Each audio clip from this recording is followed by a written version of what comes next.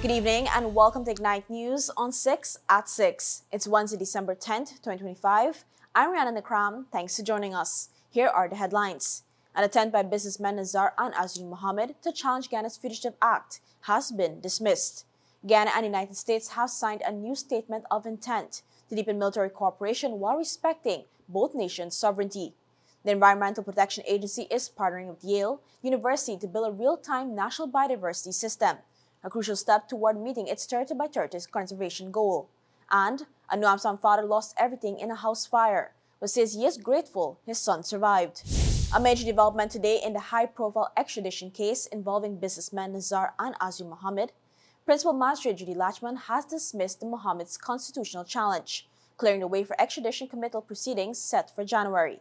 The challenge argued that recent amendments to the Fugitive Offenders Act violated their constitutional rights, but the magistrate ruled there is no legal basis to pause proceedings or refer the matter to the High Court at this stage. Defense attorney Roy Silford told reporters the constitutional questions remain unresolved. We believe that we would have established clearly the basis for it, the inconsistencies in the decisions, and clear unconstitutionality in relation to these provisions which were amended in 2009. We are entitled to approach the High Court itself as part of the procedural process set out in the Constitution. We ought not to have gone to the High Court initially. That is why we made the initial application, so we could get past this prosecutorial and stage in the process. We intend to go to the High Court. The defense plans to move directly to the High Court, while prosecutors say the objections are premature and intended to delay the extradition inquiry. With the constitutional challenge dismissed, the extradition committal proceedings for the Mohammeds are now set for January 6th and 7th, 2026. ExxonMobil says it is targeting $25 billion in earnings growth between 2024 and 2030, driven mainly by expanded oil and gas production in Guyana and the Permian Basin. Reuters reports that this new outlook adds $5 billion to Exxon's previous plan, while annual project spending remains unchanged. Exxon expects upstream production to reach 5.5 million barrels of oil equivalent per day by 2030, including 2.5 million barrels of oil equivalent per day from the Permian. Upstream earnings alone are projected to rise by more than $14 billion. The company says artificial intelligence is playing a growing role in improving drilling efficiency and cutting costs, with Permian supply costs now around $30 per barrel. Capital spending through 2030 will range between $27 and $32 billion, while cash flow growth is targeted at $35 billion. Exxon has also raised its cost reduction goal to $20 billion by 2030. Guyana and the United States have signed a statement of intent to strengthen military cooperation. The government announced the move on Tuesday. The agreement was signed during talks at State House between President Irfan Ali and two senior U.S. officials, Patrick Weaver, Senior Advisor to the Secretary of War, and Joseph Hammeyer, Acting Assistant Secretary for Western Hemisphere Affairs. U.S. Ambassador Nicole Terrell also attended. The signing comes as Washington increased its security presence in the Caribbean to counter narcotics trafficking and rising tensions with Venezuela. President Ali stressed that the partnership will fully respect the sovereignty and legal frameworks of both countries. Ghana and the U.S. already work together on counter-narcotics operations, disaster preparedness, training for the Ghana Defense Force, and regular joint exercises. Foreign Minister Hugh Todd and Chief of Defense Staff Brigadier Omar Khan were among the senior Guyanese officials present. Guyanese youths hoping to become pilots now have a major new opportunity with the launch of the Air Transport Cadets Next Generation of Aviation Professionals program. The program was launched on Tuesday by the Ghana Civil Aviation Authority, International Air Cadet Training, Air Cadets Guyana, and the University of Guyana. It forms part of a wider global effort to develop the next generation of aviation professionals. Chief Executive Officer of International Air Cadet Training, Malcolm Evans, said this will be the first Air Cadet program in CARICOM and South America to put the latest international aviation training standards into practice. What we want to do is to come and exchange knowledge and skills to be able to enable your citizens to deliver the program for your young people. And that's where we come from. How does the program operate? For 11 to 16-year-olds, it operates as an extracurricular activity with a focus on core aviation subjects, on science, technology, engineering and mathematics, which will be in direct support of the many changes that are going on in your own education system at the moment. Noting that Guyana's aviation sector is cleared for takeoff, President Dr. Irfan Ali said the initiative is a major investment in Guyana's future. He also announced plans to establish a premier aviation school in Guyana. In collaboration with the private sector, we'll establish a premier aviation sector and school right here in Guyana. The institution will have one mission: to train and certify Guyanese talent across all areas of aviation, from the cockpit to the control tower, from the hangar floor to the boardroom. And yes, this school will have the capability to train and certify our pilots domestically. Our aspiring pilots will earn their wings right here in Guyana. We have placed a significant bet on our aviation future by offering generous incentives to the sector. The president said Guyana's aviation sector is cleared for takeoff with more international flights, expanding domestic routes, and better links between the coast and hinterland. He noted that demand will rise for pilots, engineers, air traffic controllers, airport managers, and other aviation specialists. He added the program will strengthen aviation capacity not only in Guyana, but across the Caribbean. When returned, Guyana teams up with Yale on a major conservation breakthrough. The AU honors champions of disability inclusion. And Anu Absam father shares how he and his son survived a devastating fire. Fuel it up and drive, super 95, tune up. Fuel it up and drive, super 95, tune up. Protect your fuel system, boy. High mileage and performance, boy. Yale Super 95 gasoline gives you more reasons to drive and is available at 56 service stations nationwide. For affordable price, high performance, and high mileage, choose Yale's Super 95 gasoline. Fuel it up and drive. Welcome back. Guyana has a new environmental partnership with Yale University. As part of efforts to help meet the global goal of conserving 30% of lands and oceans by 2030, Guyana is partnering with Yale University to develop a real-time national biodiversity information system. On the latest edition of the Starting Point podcast, EPA Executive Director Kamraj Parsuram said the system will formally recognize areas already managed for conservation, including community lands and conservancies. This National Biodiversity Information System is a partnership with Yale University. We're looking to assist us in developing this. What it is collecting all the existing knowledge about biodiversity and ecosystems and putting into the system so that you can ask questions of the system. And I know, okay, what if you put a development here? What will happen to our biodiversity, for example? The centerpiece of the project is a digital twin of Guyana's environment. It will pull together all existing data on forests, ecosystems, and biodiversity, and paired with real-time monitoring using tools like LIDAR and ocean floor scanning. Policymakers will be able to query the system to see how proposed development could affect biodiversity and use that insight to shape stronger environmental policy. By using LIDAR and ROVs and all these other things, that will create a live image to this NBIS or create this digital twin. So you can see what's happening at those location in real time. You can see the trees, you can see the fauna, you can see the flora, and you can see if there's any environmental impacts. The digital twin will also help Guyana place a value on its biodiversity, opening doors for biocredits, green bonds, and other new financing streams that benefit communities. Parsham says the 5-year project marks a major step forward for the low-carbon development strategy and reinforces Guyana's leadership in conservation innovation. The European Union has recognized several disability rights advocates and community organizers at a reception in Bel Air Springs, celebrating Guyana's progress this year in inclusion and social protection. Among those honored was Leroy Phillips, organizer of Guyana's first EU Walk Run, which raised funds for the Blind Cricket Association and brought national attention to disability inclusion. EU Ambassador Luca Pierottoni said the event helped strengthen awareness and community support. The reception also highlighted Guyana's ongoing work during the 16 Days of Activism campaign.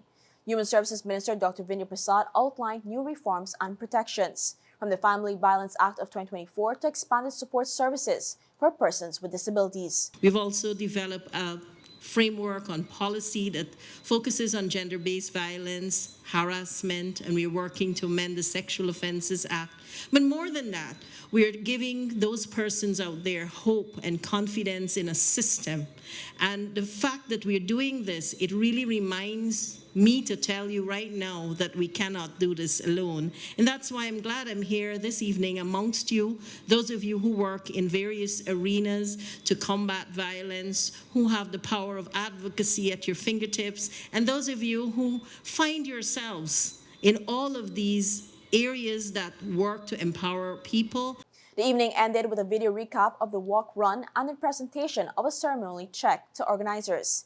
EU officials say the partnerships built this year will continue into 2026, with new programs focused on visibility, empowerment, and stronger support systems for vulnerable groups. A father says he's thankful his son is alive after a fire on Tuesday reduced their New Amsterdam home to ashes. The blaze destroyed everything 48-year-old cash crop farmer and vendor Ishmael King built over the last 18 years. King lived in the 3-bedroom wooden and concrete house with his 20-year-old son, a teacher at Kanji Secondary School. They had followed their usual morning routine, one heading to work, the other to school, never imagining they would return to a scene of total loss. We gone to school, I gone and apply my trade, maybe time come by me. I give you $1,500 and tell you buy lunch for eat, even though I cook, I told went home, I cook last night, food in the pot and everything. But me know what transpire, and he collect the money in the left. But why is I apply me trade, I get a phone call for my house on fire. When I do come home, indeed I see the place on fire.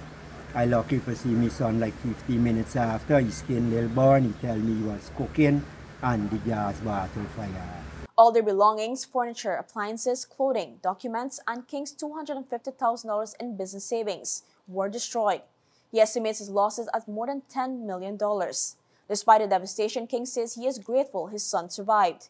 He also spoke about the personal challenges they faced in recent years and the hope he still holds for healing and a fresh start. I give thanks.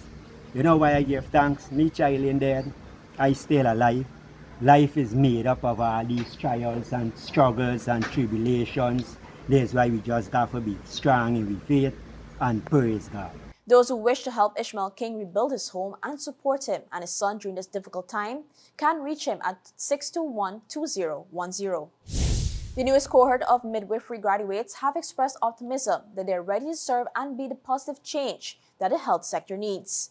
Following months of training, the graduates recently marked the transition from students to healthcare professionals, sharing with Night News that they are fully committed to safeguarding the lives of mothers and their newborns. As we prepare to join the healthcare workforce, the new midwives now carry a sense of purpose. For me, I'm from the health center setting. That's where we see the mothers before they get to the hospital. So for me, with the training that I get, it helps me to work with them better. Because before not being trained, I wasn't able to counsel them in whatever way. Now that I'm trained, I see the benefits of it because you can talk with them, you can better understand what they're going through and what to expect. So with this, I'm very grateful. I think I'm a chain breaker, and I think that I come to make a difference in the healthcare sector in Guyana. I thank everyone for my journey, and I will make a big change because I want to see our healthcare system go further, and I've definitely been putting into that. I'm very happy where I am today. By being committed and dedicated to my work. The graduates told Ignite News that the journey was demanding and required resilience and discipline, qualities they pledged to take with them into delivery rooms and remote health centers across the country. A number of graduates also described the training program as transformative, noting that they've entered with a desire to help and are leaving with the confidence and skill to respond to emergencies, support mothers through childbirth, and advocate for safe, family-centered care. When we come back, Guyana's futsal coach praises the team's historic Inter-Guyana win. Queen's College claims national chess dominance, and Venezuela's Maria Corina Machado to miss the Nobel ceremony. Your business is built on hard work, vision, and the drive to succeed. At GBTI, we understand what it takes to grow. That's why we offer Grow, a small business service designed to help your business expand, adapt, and reach its full potential. From new opportunities to new milestones, we're here to support you every step of the way. Grow from GBTI. Progress starts here. You're watching Ignite News on 6 at 6. Thanks for staying with us. Head coach Jermaine Jr. says this year's Inter-Ghana futsal victory is one the nation should celebrate. Head coach of the national futsal squad for the 2025 Inter-Ghana Games, Jermaine Jr., highlighted that the win for Ghana was a significant moment for the nation that should not go unnoticed. He thanked the president of Ghana, Dr. Mohamed Irfan Ali, for his support. Basically, we teach the fellas the understanding of the game. Once you understand the game, it's going to be easier to play it. And it was a good group, and they listened to us and they understand putting the work, and we come out victorious with the gold medal for the first time. It's a historical something that we pull off. I want to say thanks to the fans, the parents, the sports commission, Ministry of Youth, Culture and Sports, even the president, Dr. Mohamed Irfan Ali, for all the stuff that he implemented in the school. I want to say thanks to everybody. Additionally, Junior heaped praise on both the Ghana Football Federation and the government for putting a team in a position to pull off the gold medal win. We want to big up the Guyana Football Federation, National Sports Commission, Ministry of Youth, Culture and Sports for putting together some initiatives long before this tournament. So that made it easy on the coaches to put together a team to come and compete in these games. The win for Ghana was its first futsal title since the sport was brought into the Inter-Ghana Games. Queen's College dominated the National Inter-School Chess Tournament hosted by the Ghana Chess Federation on Monday at the Bishop's High School, the largest event of its kind in Guyana with 235 participants. Queen's College won both the open and girls team categories, while Nicholas Zhang emerged as the unbeaten individual champion. Marin Academy and School of the Nation secured second and third in the open team division, while New Guyana School and Marin Academy placed second and third in the girls division. In the individual championship, Queen's College students also claimed several top 5 positions. Schools in the priority areas program were awarded trophies, with Richard Ishmael Secondary winning both open and girls divisions. Top performers from 18 schools received medals. The GCF praised student sportsmanship and highlighted the growing success of the Chess in Schools initiative. The Federation also thanked sponsors, arbiters, and the Bishop's High School for their support.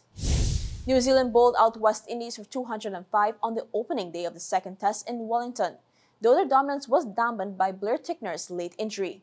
Tickner returned to Test cricket after 2 years, started with 4 for 32, while debutant Michael Ray impressed with 3 for 67. West Indies began strongly with John Campbell and Brandon King adding 66 on a mild basin reserve pitch. But once Tickner and Ray entered the attack, the innings unraveled. Key breakthroughs included Tickner removing King and Hodge in quick succession, and Ray dismissing Campbell after lunch. A 60-run stand between Shea Hope and Rustin Chase briefly steadied the innings before Tickner dismantled both.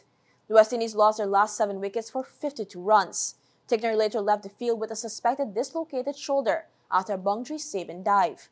New Zealand reached 24 for 0 at stumps, trailing by 181 and well-placed for day 2. In the region, Venezuelan opposition leader and Nobel Peace Prize laureate Maria Corina Machado will miss the awards ceremony in Oslo, with her daughter set to accept the prize on her behalf. Machado has not been seen in public since January 9th, when she was briefly detained during a protest in Caracas, and her spokesperson did not disclose her current location. Several Latin American presidents, including those of Argentina, Ecuador, Panama, and Paraguay, plan to attend the ceremony in solidarity. Machado received the Nobel Peace Prize for her efforts to push for democratic transition in Venezuela, where she was barred from running against President Nicolas Maduro in the 2024 election. The election period saw widespread repression, and her replacement, Edmundo Gonzalez, later sought asylum in Spain. The Nobel Institute noted a tradition of family members representing absent laureates, as seen with recent winners imprisoned at the time of their award. Supporters expressed disappointment but said her absence reflects the risk of imposing an authoritarian regime. In international news, the Trump administration this morning held the first sale of oil and gas drilling rights in the Gulf of Mexico since 2023, a key test of industry appetite as U.S. pushes to ramp up domestic fossil fuel production. The auction is the first of 30 required under President Donald Trump's new tax and spending law, a sharp shift from the Biden-era approach that aimed to scale back offshore leasing to address climate change. The Bureau of Ocean Energy Management offered more than 81 million acres at a 12.5% royalty rate, the lowest allowed under the new law and well below the 16.66% required during the Biden administration. Despite crude prices falling about 20% this year, 26 companies have submitted 219 bids, covering just over 1 million acres, about 1.3% of what's on offer. The last Gulf sale in 2023 drew 352 bids and raised $382 million, the highest offshore total since 2015. Finally this evening, the United Nations top human rights official is warning that his office is in survival mode after major donor cuts force a loss of 300 staff and sharply reduce its ability to monitor abuses worldwide. High Commissioner Volker Turk says the Office of the High Commissioner for Human Rights is now operating with a US $90 million shortfall, following pullbacks from key donors including Britain, the Netherlands, Sweden, and the United States, whose government has repeatedly questioned the UN's role. The warning comes as the UN's humanitarian arm launches a US $23 billion appeal for 2026 while facing its own funding squeeze. The largest request, US $4 billion, is for Gaza, where almost the entire population remains displaced and dependent on aid. Billions more are needed for crises in Sudan, the Democratic Republic of the Congo, Syria, and for refugees across the region. Turk says country visits, fact-finding missions, and treaty compliance reviews have already been cut back, with global rights protections feeling the impact. And that's all for this edition of Ignite News on 6 at 6. For more stories, visit ignitenews.com or follow us on social media. Thanks for watching. I'm Rihanna Nakram. See you tomorrow for more Ignite News.